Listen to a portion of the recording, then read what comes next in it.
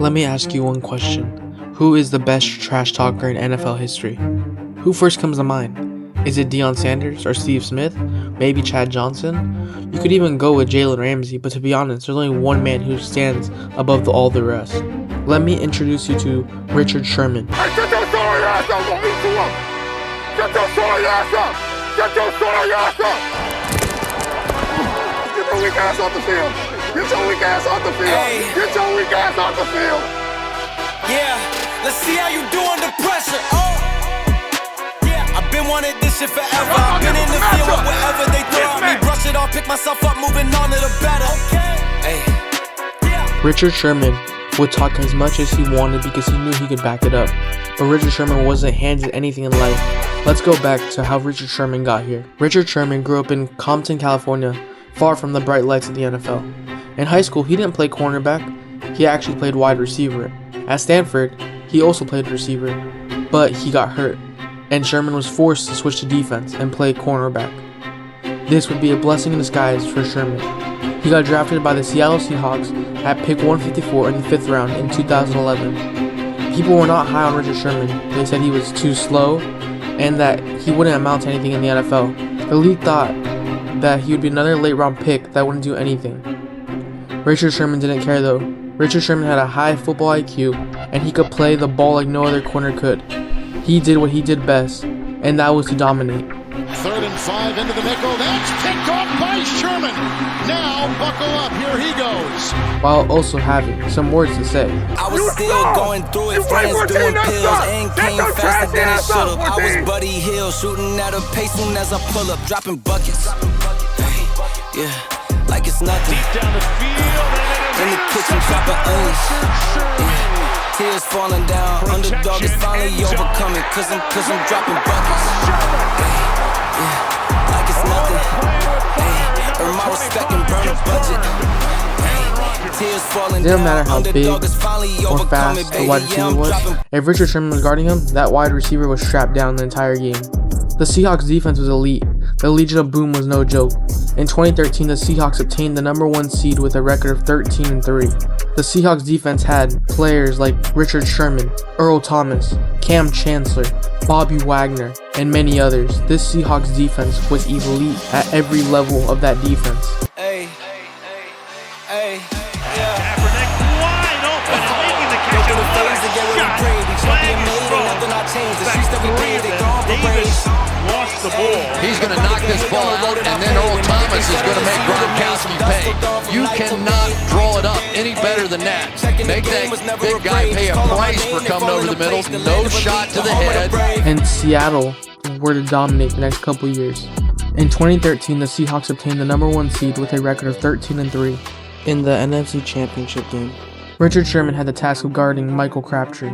Crabtree was shut down for only 40 yards, while also having 0 catches when lined up against Richard Sherman.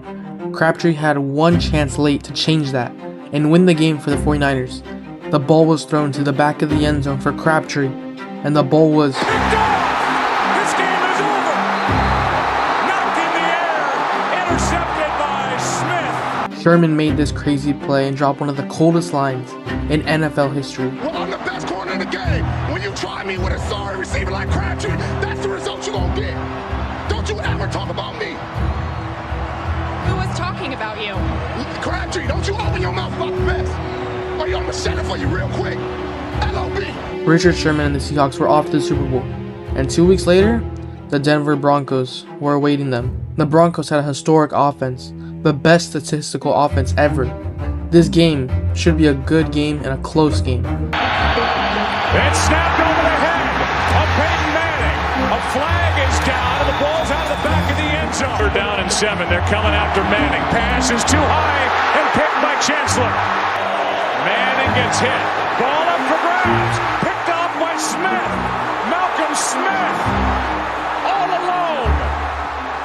No flags. He's hit 7 different receivers and now cuts. What a catch! Touchdown! Unbelievable! Never mind. The Seahawks absolutely annihilated the Broncos, 43-8. Richard Sherman was at the top of the NFL, and he was going to let the NFL know. Hey! Don't you ever say you want one-on-ones with us. Don't you ever say that. Richard Sherman had no plans of getting off the top. You're sorry. It's a waste of my time. It's a waste of my time. It's a waste of time out here. Hey, he kept getting put out the game. Tap out. Tap out. Coach, come get me. They got wolves out here. They got boogie monsters. Hey, come see us. Come see about us. Come see about us. Batted down. How about the play by Sherman? Closing speed in the end zone.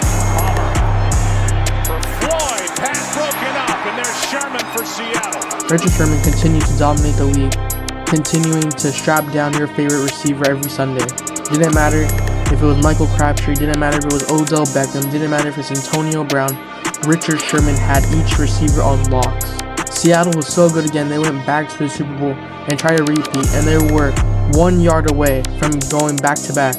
But then this happened, of course. Pass is intercepted at the goal line by Malcolm Butler. Unreal. The famous 1 yard line. Man, they should have just given the ball to Marshawn Lynch. I wish I had Marshawn up here. Like 1 yard. You need 1 yard. Run the ball. Run the ball. CT. It's triggered. All he has to do is run the football. Like necessary criticism. I'm not, I've said enough criticism for him, but God dang it, run the dang ball. Like, learn from your mistakes. Nobody could do anything against Richard Sherman because he could say whatever he wanted to and also back it up. Richard Sherman's trash talk is nasty. Wes Walker say he wanted us. The man say we don't hit. Jagger say he wanted some. Boy, hey, you ask for some, you gonna get it. He would cuss at you, he would pick you off, it didn't matter what you would do. He would talk, he would light you up. Richard Sherman was him, it didn't matter. Many players talk trash, but Richard Sherman was better at trash talking than the rest. He is undoubtedly the best trash talker in NFL history. Who's got my back? I got your back. Who's got my back? I got your back. Who's got my back? I got your back. Who's got my back? I got your back. Who's got that swag? I got that swag. Who's got that swag? I got that swag. Swag. Let's go. You better learn the Legion. He dances by one defender, and it's intercepted again. This is Richard Sherman following blocks and down to the 16. Stanton trying to escape.